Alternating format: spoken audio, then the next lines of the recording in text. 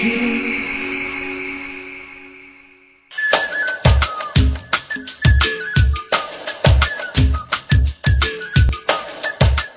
volta aqui no MAN, nosso parceiro na primeira temporada, nós vamos conferir as entrevistas com Fábio Rocha e Margarete Menezes. Tudo bom, Fábio? Tudo bem, como é que você vai? Tudo jóia. Fábio Rocha é formado em administração de empresas, especialista em gestão integrada das organizações e mestre em responsabilidade social e sustentabilidade. Já atuou como consultor em mais de 100 empresas públicas e privadas, projetos. Atualmente é sócio-diretor da Damicos Consultoria e Negócios. Fábio, eu lhe trouxe aqui, na verdade, para a gente poder conversar um pouquinho sobre o lado da responsabilidade social e empresarial, né? Em que estágio, assim, você acha que o Brasil está hoje? Você acha que já faz parte do planejamento estratégico da maioria das empresas esse tema ou não?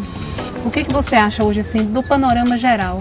Olha, existe uma espécie de marco histórico, né, falando desse tema no Brasil, do ano de 1998, com a criação do Instituto Ethos, que nasce para disseminar esse tema. E, de uma certa forma, nesses anos, isso tem evoluído de uma forma muito assustadora no sentido positivo da palavra.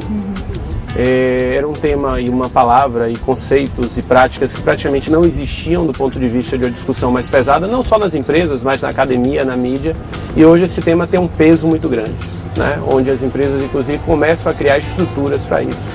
Mas há um momento crítico, por mais é muito propício essa discussão, porque nós temos um momento em que as empresas se apropriaram do discurso, estão com o discurso extremamente conectado com o conceito correto, mas ainda uma grande distância que esse discurso se traduza na prática. Veja bem, eu não estou colocando aqui uma questão só de maquiagem, eu estou colocando de empresas que inclusive até já entenderam o tema, têm um compromisso em implantar essa filosofia, porque é uma nova postura empresarial, uma nova cultura. E estão se preparando, na verdade. Perfeito. Né? E fora o desafio, né? É um novo mundo, é uma nova economia, é um novo modelo de gestão, né?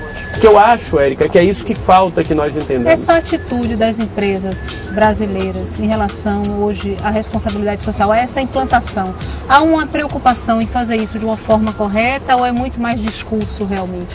Olha, primeiro... Está muito na utopia ainda. Isso, ainda está muito preso a um dos aspectos da responsabilidade social, que é a ideia do investimento social privado.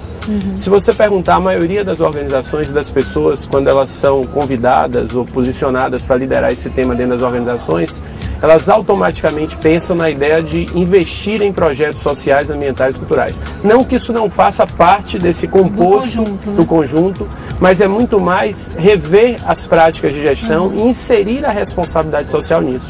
Falando, por exemplo, do momento que se está vivendo de crise, demissões. Como demitir alguém? Como estruturar um processo demissionário? A demissão é a primeira alternativa. Eu gostaria que você definisse o que é responsabilidade social e sustentabilidade para quem está em casa. Com certeza. Sua pergunta de estudo. Precisamos começar a entender que a responsabilidade social é inerente ao negócio. Como a empresa recruta, como a empresa seleciona, como a empresa promove, como a empresa avalia, como a empresa demite. Né? Automaticamente, inserir a responsabilidade social nessas práticas é a verdadeira responsabilidade social.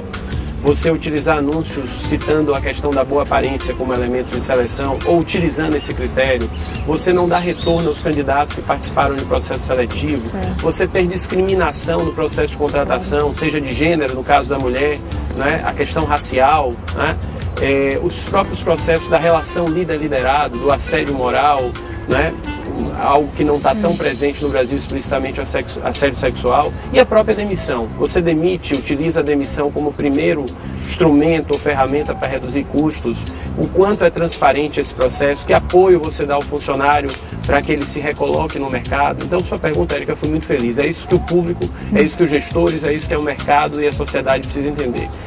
Apoiar projetos ambientais é muito positivo, né? Apoiar creches comunitárias é muito positivo, mas a gente precisa se perguntar primeiro como é que está essa organização do ponto de vista do seu próprio dia a dia, do seu próprio cotidiano. A responsabilidade social está presente nas suas tomadas de decisões, a responsabilidade social é um critério e lembrem-se sempre, não esqueçam, e ninguém está dizendo aqui que o lucro deixou de ser importante, que o resultado econômico deixou de ser importante. A sustentabilidade, ela na verdade é esse casamento, né, esse mix dessa ideia do econômico, do social e do ambiental.